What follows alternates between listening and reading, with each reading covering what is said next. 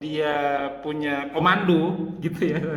Komando, kalau komando yang A-nya bilang komandonya itu bunuh seseorang yang eh, membunuh seorang yang tidak dihalalkan oleh agama, terus dia akhirnya bunuh, kan terjadi pembunuhan tuh. Tapi si pemimpin ini bilang ke anak buahnya hapus semua data, ya bagian forensiknya, bagian eh, datanya, bagian apapun mau nggak mau dihapus begitu sama dia. Kan anak buah ngikutin pimpinan mau nggak mau, komando gitu masalahnya ya kan. Kalau enggak ya bahaya nih mereka nih gitu. Nah ini mereka ditolerir nggak tuh sebenarnya? Jadi saya dulu punya background pendidikan yang salah satunya kalau kita mau ngambil proyek itu, kalau saya nggak ngasih itu nggak lewat proyek tuh Ustaz tuh. Jadi kita di posisi yang lemah itu Ustaz. Saya nggak mau nyuap nih. Gitu Ustaz. Ini kamu bagian foto kan, dia bilang ini foto yang harus produk-produk yang baru. Ini buat kamu. Wah, ini halal apa haram nih saya bilang. Ustaz, ini jadi banyak pertanyaan nih. Soalnya deg-degan juga nih. Karena saya di perusahaan retail nih Ustaz. Dan struktur organisasi itu kan wah berlapis-lapis tuh Ustaz. Ada owner, di bawahnya owner, ada apa, sampai berlevel-level gitu ya kan. Nah, masing-masing departemen punya manajer-manajer masing-masing tuh. Kayak misalnya saya di desain itu ada manajer bagian desain, habis desain ada lagi bagian manajer marketing ada lagi di bagian manajer visual merchandiser, di atasnya lagi manajer keseluruhan, di atasnya lagi sampai ada mungkin 7 atau 8 lapis gitu Ustaz. Apa kita langsung ke owner yang paling atas atau udah sampai di atas? Ya udah pas manajer saya aja.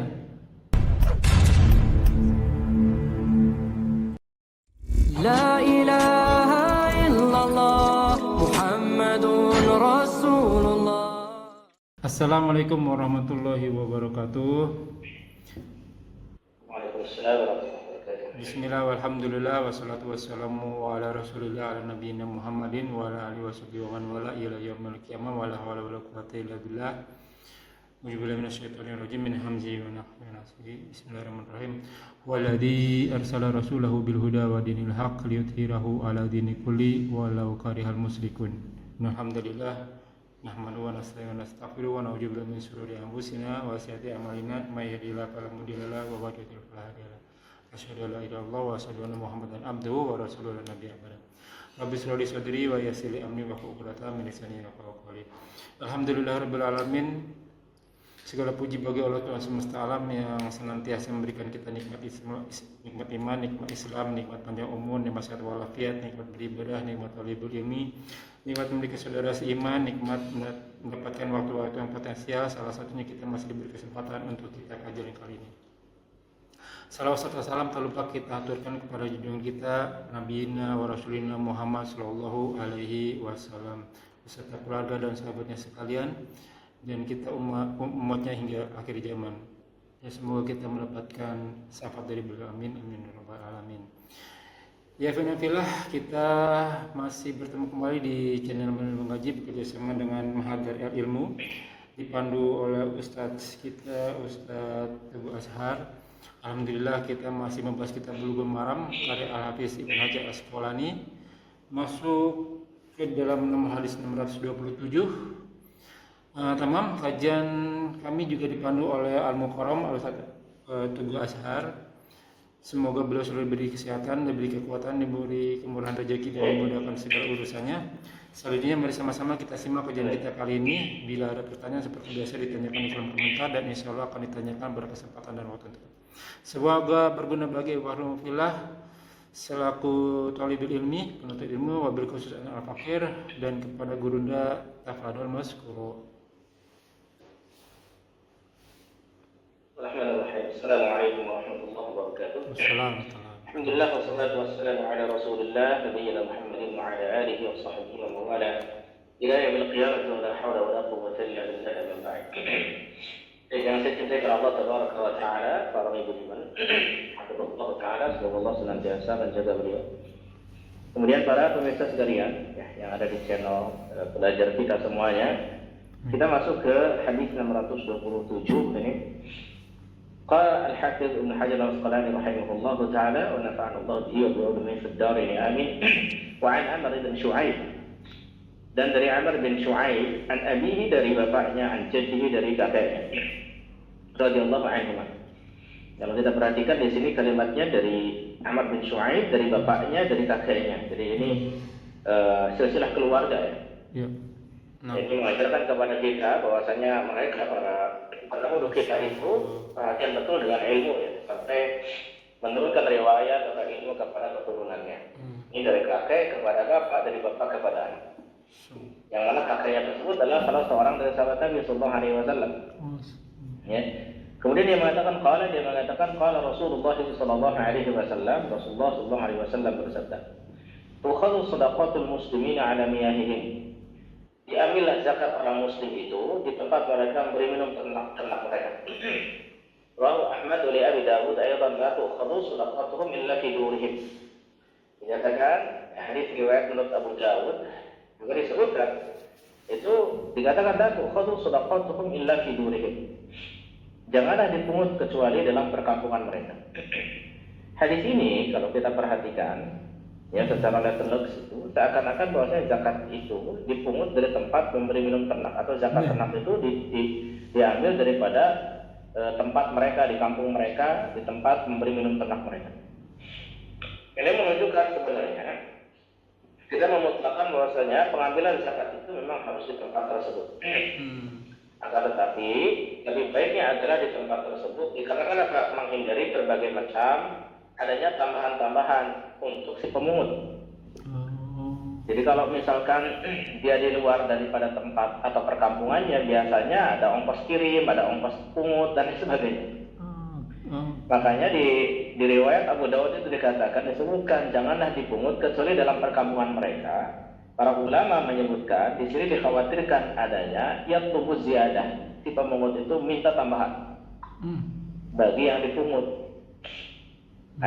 Yatlubu ziyadah 'alal wajib min ghairi ta'wil. Nah, ini dikhawatirkan si pemungut itu, pemungut zakat nanti justru minta tambahan, entah itu ongkos untuk capeknya atau apa dari kewajiban si muzakki ini. Gitu. Tapi kalau misalkan di perkampungannya mereka tidak punya alasan bahwasanya itu untuk dipungut kembali tambahannya. Ini sebenarnya lebih kepada takdir atau pengingat dari Nabi Sallallahu Alaihi Wasallam agar si pemungut ini tidak minta biaya tambahan kecuali yang diambil adalah harta zakatnya saja. Karena kalau misalkan minta tambahan sementara mereka sudah digaji gitu istilahnya oleh Baitul Mal wa Tamwil, maka mereka itu untuk mengambil harta hulul namanya, harta gratifikasi di luar daripada ketentuan atau gaji yang mereka dapatkan. Dan ini hartanya jadi haram nanti hukumnya. Oleh karenanya ditutup ruang itu oleh Nabi Sallallahu Alaihi Wasallam dengan kalimatnya seperti tadi. Jadi tukhadhu shadaqatul muslimin ala miyahihim, diambil sedekahnya kaum muslimin itu tempat-tempat ternak mereka, agar langsung diambil hartanya saja, nggak perlu ada ongkos kirim, nggak perlu ada ongkos angkut-angkut dan lain sebagainya, langsung ambil. Gitu. Demikian, langsung dibawa oleh pemungut ya ke Baitul Mal, langsung dibawa ke Nabi.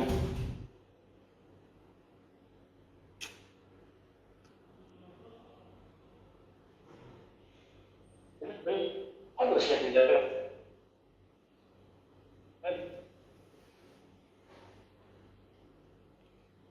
Assalamualaikum Ustaz. Ketika Allah Ya. Ustaz berarti petugasnya itu samperin ke yang mau membayar zakat berarti ya Ustaz? Yang mau zakat. Ya betul. Jadi dulu itu para sahabat itu di beberapanya dijadikan petugas-petugas untuk memungut zakat ke berbagai daerah, wilayah negeri-negeri gitu seperti itu. Sehingga diriwayatkan di salah satu riwayat, misalkan di riwayat Abu Dawud, riwayat Nasa'i, riwayat Muslim, ada di antara mereka yang ditugasi. Kemudian selanjutnya ketika datang kepada Nabi SAW memisahkan ini harta zakatnya, ini bagian saya katanya. Iya. Karena biasanya ketika datang menjemput zakat itu suka ada yang ngasih-ngasih. Ya. Karena biasanya yang muzaki ini yang memberikan zakat itu menyangka bahwasanya mereka ini kan jauh-jauh datang dari Madinah gitu kan? Untuk mengut ke Bahrain, untuk mengut ke Uni Emirat Arab, untuk mengut ke Qatar, mengut ke mana gitu ya. Demikian. Tapi kemudian kasihan kalau nggak dikasih hadiah gitu. Biasanya kan gitu ya. Orang itu karena saking kasihan, gitu, akhirnya kemudian ngasih hadiah kepada mereka. Sehingga mereka memisahkan nih mana ini harta zakat saya, ini hadiah dari saya buat kamu, misalkan gitu. Nah, jadi dia datang kepada Nabi Sallallahu Alaihi Wasallam dilaporkan, ya Nabi ini adalah harta zakat mereka, sementara ini bagian saya hadiah dari mereka. Maka Nabi Sallallahu Alaihi Wasallam melarang akan hal tersebut.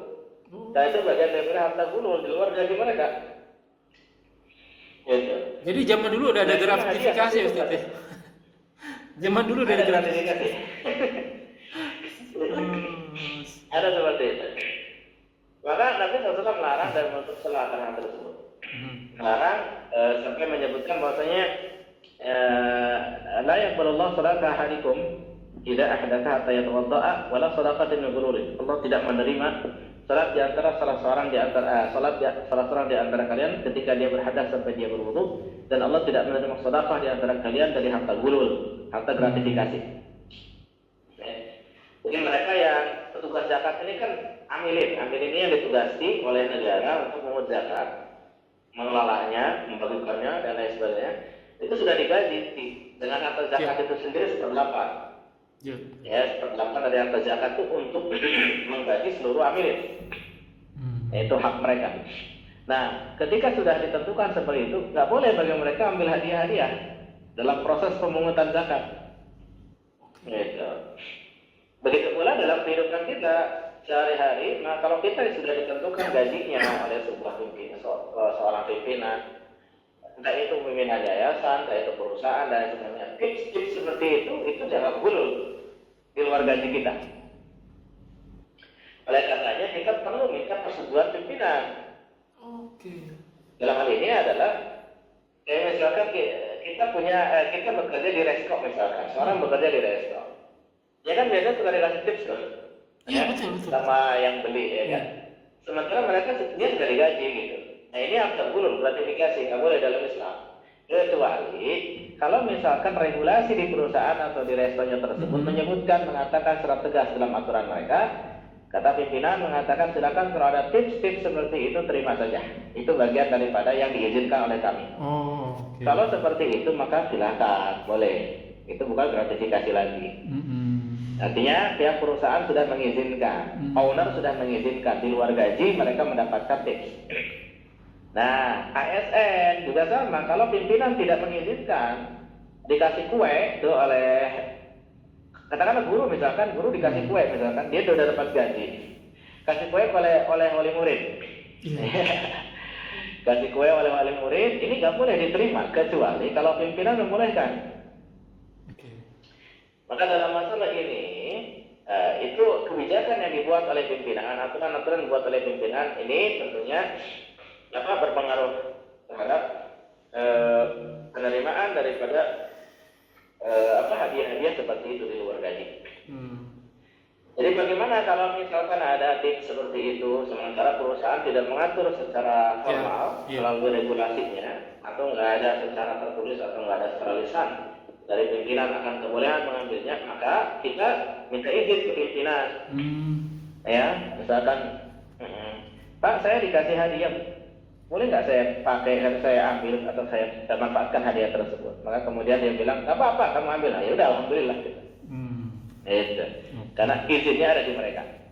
Ya, seperti itu. Atau biasanya suka ada sebagian pimpinan yang mengumpulkan dulu seluruh tips itu, dikumpulkan, dijadikan satu dari semua karyawannya. Baru setelah dikumpulkan dia bagi rata gitu, supaya tidak ada kesenjangan. Demikian. Bisa seperti itu. Jadi tergantung kembali pada regulasi atau kebijakan pimpinan seperti apa dalam sebuah instansi misalkan. Nah, itu pun sama. Ini kan tugasnya dia itu ngambil zakat. Tugasnya ngambil zakat, menjadi gaji untuk itu. Ketika misalkan si muzaki ini ngasih tips kepadanya, ini buat ongkosnya, udah kamu buat minum, dirimu juga buat jajan di tengah jalan, atau bagaimana seperti itu, maka itu ketika Nabi tidak memberikan kebolehan, ya tidak memberikan izin, maka tidak boleh untuk mengambilnya. Nah, Sehingga ketika para sahabat sebagiannya mengambil itu, dilaporkan pada Nabi, Nabi SAW mengatakan, jangan, haram, ini harta gulul. Gitu, seperti itu. Karena kalian sudah digaji. Gitu. Nah, ketika Nabi SAW mengizinkan, boleh, silakan kamu ini hadiah buat kamu, rezeki buat kamu, baru boleh. Nah, pada waktu itu Nabi ingin memberikan pelajaran kepada para sahabat bahwa harta-harta model begini nih harus hati-hati gitu. Karena pada dasarnya ini adalah harta gulul, tidak boleh untuk diambil, gitu. Nah, ini diantara hikmah daripada hadis ini, diantaranya itu. Kenapa pungut sana udah langsung pungut aja bawa saja ke Baitul Mal, demikian supaya nanti tidak kemudian mereka kasihan memberikan hadiah, gitu kan, gratifikasi, Oke. seperti itu. Ustaz, ini jadi banyak pertanyaan nih. Soalnya deg-degan juga nih. Karena saya di perusahaan retail nih Ustaz. Dan struktur organisasi itu kan wah berlapis-lapis Ustaz. Ada owner, di bawahnya owner, ada apa, sampai berlevel-level gitu ya kan. Nah, masing-masing departemen punya manajer-manajer masing-masing tuh. Kayak misalnya saya di desain itu ada manajer bagian desain, habis desain ada lagi bagian manajer marketing ada lagi di bagian manajer visual merchandiser, di atasnya lagi manajer keseluruhan, di atasnya lagi sampai ada mungkin 7 atau 8 lapis gitu Ustaz. Apa kita langsung ke owner yang paling atas atau udah sampai di atas? Ya udah pas manajer saya aja laporannya gitu. Saya boleh ambil. Yang menggaji kita owner atau manajer? Owner berarti yang paling atas itu. Berarti ini perlu mekanisme ada masukan dari BOM atau BOD-nya kepada owner gitu. Jadi dari manajer ini ada masukan-masukan. Ini ada keluhan nih di di bawah gitu kan, seperti itu. Biasanya mereka terkadang dapat tips. Kalau bisa maka tiap owner ini misalkan memberikan regulasi yang jelas terkait dengan masalah tips, misalkan hadiah dan lain sebagainya di luar gaji mereka. Nih, kalau Bapak kasihan sama mereka, sayang sama mereka, udah bikin aturan bahwasanya dibolehkan gitu oleh Bapak yang pimpinan seperti itu. Jadi BOD-nya ini yang ngasih masukan ke owner gitu, biar owner yang karena dia yang menggaji, karena dia yang mengeluarkan aturan gitu. Nah, waktu itu pernah saya kasih masukan seperti ini Ustaz, karena kan retail nih saya nih, apalagi di divisi desain itu kan itemnya itu setiap 6 bulan pasti ganti desain. Otomatis dia kirim tuh barangnya ke kita. Supplier biasanya nggak mau ngambil lagi. Udah daripada saya bolak-balik udah taruh aja di situ. Masalahnya kalau misalnya makanan kayak frozen, kayak yang beku-beku, kalau diambil kan rusak tuh satu.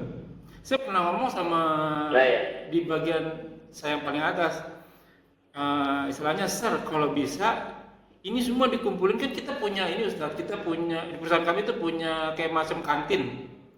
Masukin semua yang food, non food, fresh, non fresh, masukin semua ke kantin, suruh beli pegawainya tapi kasih diskon 75%. Saya yakin itu bakalan habis, saya bilang gitu.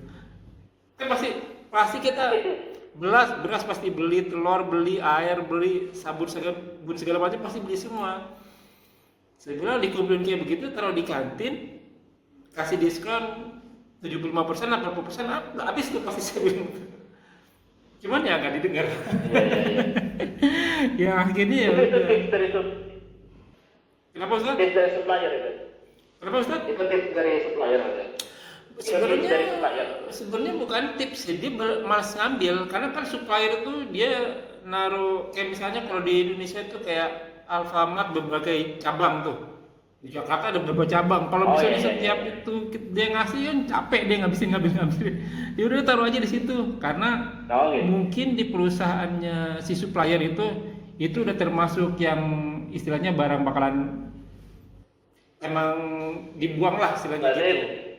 Kayak gitu seperti itu. Berarti itu bukan bagian tips berarti Kak, itu mah hanya bagian yang memang berhubungan dengan pekerjaan kita kan gitu ya. Iya. Nah itu gimana tuh Ustaz? Nggak apa-apa tuh. Karena kan misalnya dibuang, yaudah bawa aja. Gitu. Berarti pada dasarnya dia sudah katakanlah itu sudah bagian daripada apa ya, hadiah, Iya, tapi iya. hadiahnya bukan hadiah ke perusahaan kalau gitu mah. Oh iya iya iya. Sebenarnya begitu, cuman memang kita yang berada di bagian pekerjaan itu kan begitu ya. Iya iya iya iya. Ya, kayak misal, itu kan kayak sampel-sampel gitu kan, bapak bikin Betul betul desainnya gitu, sampel. gimana? Iya betul sampel. Iya sampel. kayak gitu kan. Hmm. Iya seperti itu. Berarti kan itu kerjasama antar perusahaan sebenarnya. Mereka itu enggan untuk ambil lagi gitu kan. Betul betul betul. Sorry. Jadi seakan-akan ngasihin ke pihak perusahaan yang bapak sedang kerja di sana. Sehingga itu mah bukan dari keperorangan gitu, sifatnya ke perusahaan. Berarti dalam hal ini walaupun secara tersirat perusahaan itu atasan-atasan bapak aku udah tahu tentang itu kan fenomena Oh itu. iya iya iya benar Ustaz. Iya betul kan. Benar. Ya kalau sudah tahu seperti itu dan mereka membiarkan, pada dasarnya berarti apa namanya, mereka mengizinkan secara tersirat itu mereka mengizinkan. Istilahnya itu karena kerjasama antar perusahaan itu. Jadi cuman pas bagian bapak kerja di bagian itu misalnya.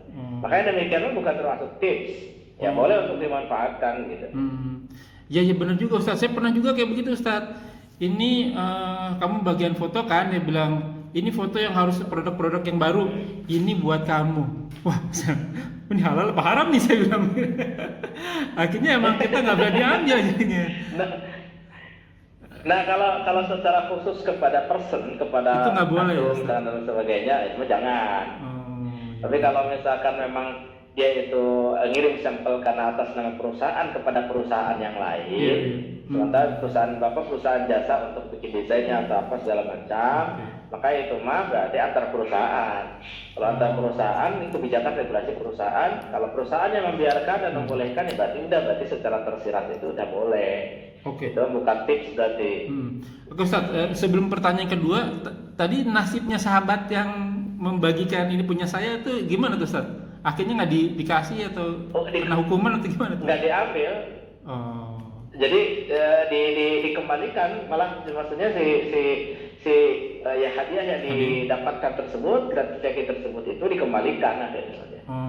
Gitu. Oke, kalau misalnya ini pertanyaan kedua berarti, kalau misalnya akadnya diperbolehkan sama perusahaan, tuh ya udah kalau misalnya dapat tips, udah ambil aja, gitu. Misalnya akadnya seperti itu, itu kan menjadi memancing orang, kayak misalnya saya ini petugas pajak nih, saya ambil, kalau si ini kalau saya ke Ustadz Azhar nih, dia suka ngasih hadiah nih. Kalau yang ini nggak ngasih hadiah nih, yang ini dibundain aja nih pajaknya nih, kan bisa kayak begitu tuh Ustadz jadi itu kan bahaya. Iya masalah itu kembali ke motif menariknya nanti. Niatannya dia seperti apa? Ya, dia memang menarik ke sini itu buat dapat gratifikasi, masalah berarti dia. Memang kalau sebenarnya awal niatnya untuk dapat itu kalau itu. Nah itu pertama. Terus yang kedua, oleh karenanya memang kalau kondisi seperti itu, pihak perusahaan juga perlu ada regulasi-regulasi yang tetap harus menutup celah-celah itu. Jadi jangan sampai diinformasikan akan secara terbuka akan kemudian tersebut, tapi justru kepada pihak internal perusahaan aja misalkan demikian. Karena kalau misalkan secara terbuka orang-orang lain tahu akan kebolehan menerima itu, ya itu kan membuka peluang bagi mereka untuk melakukan yang lebih parah dari itu, riswah, yaitu suap. Betul. Jadi bukan hanya gratifikasi, nanti malah suap masuknya, itu lebih berat kalau suap. Ya, kalau suap itu yang menyuapnya juga kena kan, Rasulullah murtasyidina, yang menyuap dengan yang disuap tempatnya di neraka. Tapi kalau sifatnya gratifikasi, hadiah di luar gaji, yang menerima ini dia nggak kena dosa, dia mah gitu. Yang kena dosa itu ya adalah yang ngambilnya aja, yang nerimanya itu, gitu. Aduh, jadi pertanyaan berikutnya nih, kalau misalnya, kayak saya dulu, saya boleh sebut nggak ya? Jadi saya dulu punya background pendidikan yang salah satunya kalau kita mau ngambil proyek itu, kalau saya nggak ngasih itu nggak dapat proyek tuh Ustaz. Jadi kita di posisi yang lemah itu Ustaz. Saya nggak mau nyuap nih, tapi kalau nggak saya kasih, waduh sayanya berbahaya. Misalnya saya mau bikin sesuatu, ini kalau nggak saya kasih sesuatu nih, saya kalau nggak lama disusahin dan seterusnya. Itu gimana jadi itu Ustaz? Saya kena dosa juga. Tapi mereka yang minta nggak? Mereka yang minta nggak? Ya ngasih kode Ustaz. Ngasih kode. Iya. Kayak gini nih Ustaz. Kalau mereka Wah, memaksa ini mah terus. kayaknya susah nih mah nih. Susah nih kayaknya. Jadi ada kaidah para ulama yang menyebutkan, jadi la risyuata fi talabil huquq, tidak ada atau tidak dikatakan risyuah atau suap menyuap dalam rangka mengambil hak-hak. Oh, Kayak misalkan Oke. begini, kita bikin, maaf ya, misalkan kita bikin SIM misal, Iya. gitu ya. Kita ini udah berulang kali tes nih, gitu kan. Sebenarnya kita lulus lah, gitu lah. Cuman dipersulit, misalkan dipersulit, gitu. Misal. Iya. Kemudian, tahu nih kita maksudnya, oh ini mah pengen dilicinkan, Iya, gitu iya, ya. iya. Nah kemudian akhirnya kita pun bayar untuk Oke. mengambil SIM tersebut. Hmm. Maka yang seperti ini dibolehkan Karena hak bagi kita. yang ngambil haknya, bagi yang mempersulitnya itu sehingga dia baru mengeluarkan karena dikasih pelicin, itulah yang kena hukumnya dosa. Sementara kita yang ngambil haknya mah tidak kena. Gitu. Contoh lain, misalkan kita itu harusnya, tadi misalkan harusnya kita ini udah dapat, kita ini yang sudah memenuhi kriteria, Iya. udah dapat, harusnya dapat tender, Iya, ya. iya. Seperti itu udah bagus, kita yang kompeten apa segala macam, kita yang sudah 100% mendapat masuk lah. Seperti itu, dapat menang lah gitu kan, Iya, kalau iya. tender atau segala macam gitu. Ya, tiba-tiba kemudian ada istilahnya perusahaan lain yang juga ikut serta dalam itu, yang dia itu ada kedekatan dengan Iya, pihak betul. perusahaan yang harusnya kita menang tender. Ada kedekatan, secara otomatis kecenderungan si perusahaan tersebut itu pada orang ini jadi lebih besar pada perusahaan ini, misalkan demikian. Kalau kita melihat bahwasanya kita yang lebih kompeten dan kita yang itu adalah hak kita, bahkan sudah ada isyarat bahwasanya kita lah yang menang tender seperti itu, sehingga karena kitanya nggak ada pelicin, misalkan, sehingga kita tidak memenangkan itu, maka dalam kondisi seperti ini, ya, sebagian ulama itu membolehkan untuk adanya. Karena itu bagian hak dia. Contoh lain, misalkan seorang diterima di sebuah perusahaan, sebenarnya udah masuk tuh kandidat, Iya. gitu. Tiba-tiba pihak perusahaan tuh maksa, gitu. Oknum lah. Oknumnya itu bilang, kamu kalau beneran mau diterima di sini ke HRD, Iya. oknum HRD. Ya kan? Kalau kamu beneran mau kerja di sini, kamu harus menyiapkan 2 juta, misalkan 2 juta rupiah. Itu kan sebenarnya maksa untuk kita nyuap. Iya. Nah kalau kondisi itu hak kita nih, udah dapat sebenarnya, kita udah duduk, kita udah diterima. Memang seharusnya juga dia tahu hak nih. kita, Mak. Sebenarnya nih masuk nih si Pak Romi nih. Kalau diomongin pakai duit, mungkin dia mau ngasih kayaknya nih. Itu. Nah, gitu. kita, ya. Jadi itu lebih kepada paksaan kepada antum. Kayak seperti tadi si HRD kepada tadi misalkan, ya kan? Sok kamu siapin 2 juta deh, nanti kamu beneran masuk. Iya. Saya dimasukin. Padahal Nah, udah yang masuk seperti seharusnya. ini yang dosa HRD, yang dosa HRD, yang ditarik nggak dosa. Karena ya memang dia ngambil haknya gitu, dia sudah harusnya masuk, dia memenuhi kriteria, dia memang harus sudah duduk sebagai jabatan anu, bisa kendaraan sebagainya. Nah gitu. Nah dalam hukum Islam seperti itu. Tapi kalau misalkan beda lagi kalau misalkan dalam hukum KUHP atau gimana lah ya, mereka kadang mungkin tidak melihat sisi ini gitu kan. Tapi kalau dalam hukum Islam melihat sisi itu, karena ada orang yang terpaksa harus nyuap untuk ambil haknya gitu loh. Demikian. Karena dipaksa misalkan, kamu sok lah tahu beres 700.000 sini misalkan, sama ordal gitu kan, maksudnya orang calo lah misalkan, atau di dalam misalkan lagi bikin SIM atau apa, sok sini 700.000 udah nggak, kamu nggak akan lulus, mau diulang berapa kali juga tesnya gitu kan, dah 700.000 beres misalkan SIM-nya, contoh, yang dosa yang narik. Yang bayar ini yang nggak dosa gitu, karena dia dipaksa oleh oknum. Betul. Untuk melakukan tindakan itu. Iya. Demikian. Soalnya saya pernah yang terzolim Ustaz. Jadi waktu saya dulu sekolah itu, kalau zaman dulu ada ranking Ustaz ya. Terus saya ranking dulu. Iya. Pas giliran mau, bahkan teman-teman saya juga udah pada tahu nih, kamu mau udah pasti otomatis istilahnya dapat nih di sekolah A gitu ya kan. Udah yakin mereka udah ngeliat track record saya gitu ya kan. Tapi ternyata sampai saya bingung, loh kok saya nggak masuk gitu ya. Dan memang waktu itu orang tua bukan orang yang berada. Pas diselidiki setelah 1 tahun kemudian, oh ada permainan tuh Ustaz. Jadi ada bangku sekian dijual lah, istilahnya kurang lebih seperti itu. Ya apa ya, terzoliman. Dan ternyata kasus itu banyak ya begitu. Setelah tahun berikutnya, apa Ustaz? Setelah tahun berikutnya Ustaz, ya tentu saja di sekolah yang tidak saya pilih, udah saya paling langsung menonjol tuh Ustaz, bukannya saya ria ya, saya langsung jadi juara 1 gitu ya. Terus diulang lagi tesnya saya ke sekolah yang saya mau tuju itu, jadi berarti di tahun kedua ya. Jadi tahun kedua itu saya tesnya lagi, memang saya masuk. Tapi dengan catatan, saya nggak tahu ya, kayaknya sih orang tua saya juga kasih mungkin tanda kutip pelicin tadi tuh. Padahal sebenarnya bangku itu buat saya sebenarnya gitu. Dan memang waktu habis masuk sekolah itu, masuk ke jenjang berikutnya, orang tua saya juga deg-degan tuh. Wah si Romi nggak bakal di tempat yang bagus lagi nih. Gitu. Tapi alhamdulillah memang berikutnya memang saya tempatnya yang bagus gitu. Jadi waktu di jenjang yang di bawah itu ada permainan gitu Ustaz. Seperti itu. Itu banyak ya oknum dan kejadian-kejadian seperti ini ya.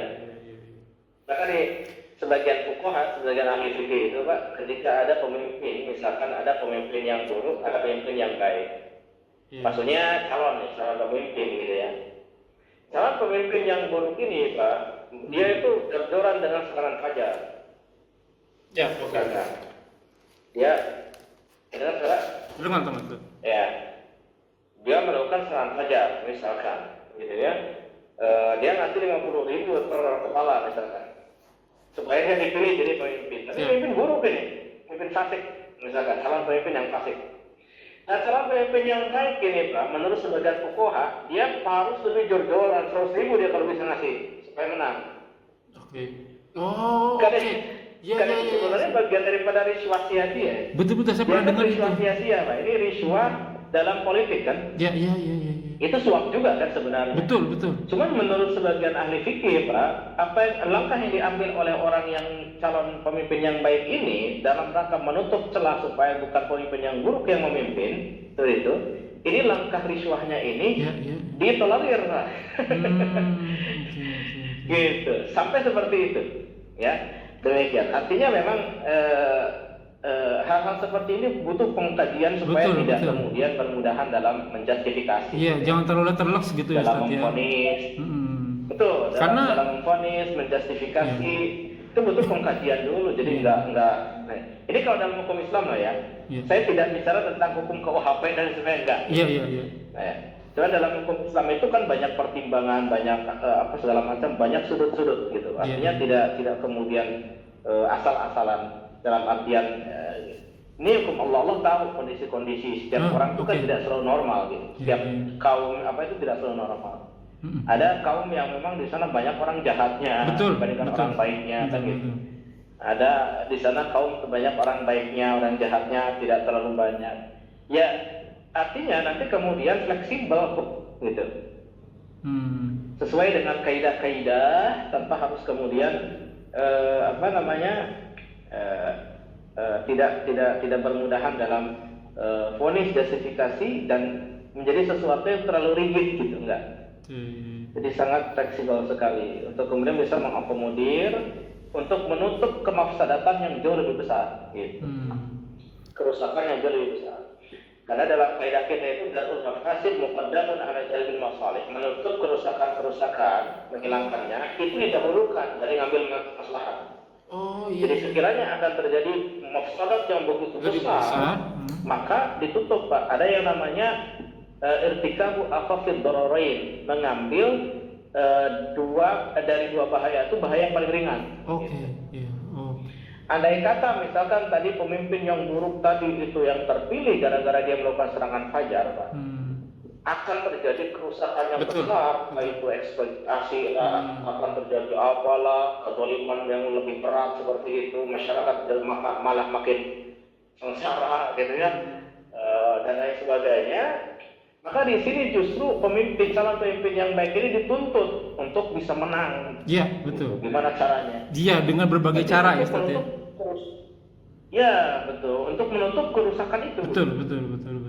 Untuk menutup supaya tidak terjadi kerusakan yang lebih parah gitu. Jadi ada istilahnya irtikabu akhafid dararain, yaitu mengambil yang paling doror, bahaya yang paling ringan seperti itu daripada bahaya yang lebih berat.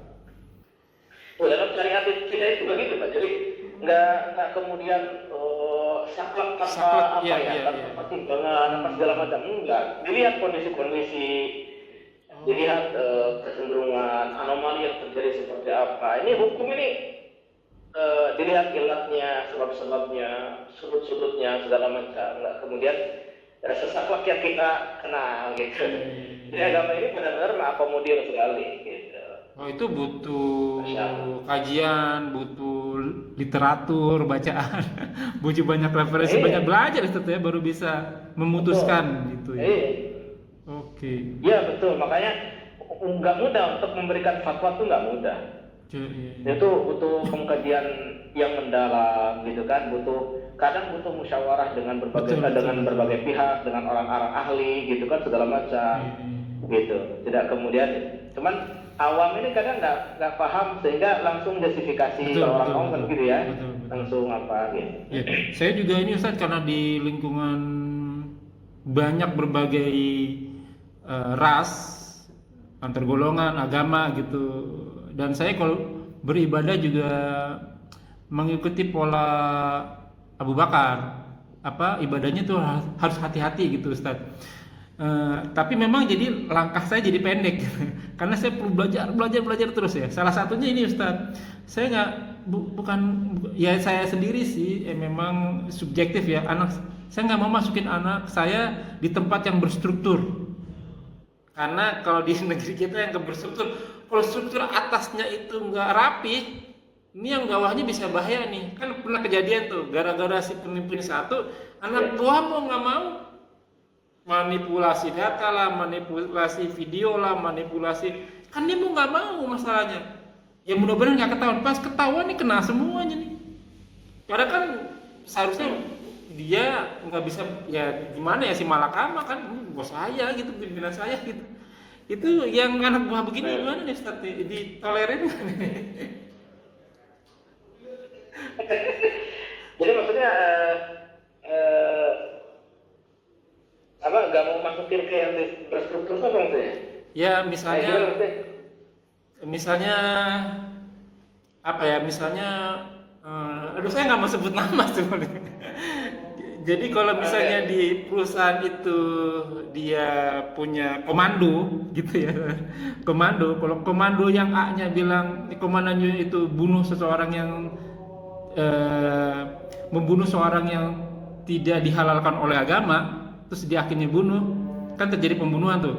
Tapi si pemimpin ini bilang ke anak buahnya hapus semua data, ya bagian forensiknya, bagian datanya, bagian apapun, mau nggak mau dihapus begitu sama dia. Kan anak buah ngikutin pimpinan, mau nggak mau komando gitu masalahnya ya kan. Kalau enggak ya bahaya nih mereka nih. Gitu. Nah ini mereka ditolerir nggak tuh sebenarnya? Kondisi terpaksa mereka mukroh itu ditolerir. Karena kalau nggak begitu mereka yang dihabisi. Ya, mungkin jiwanya juga bisa berbahaya gitu. Oke.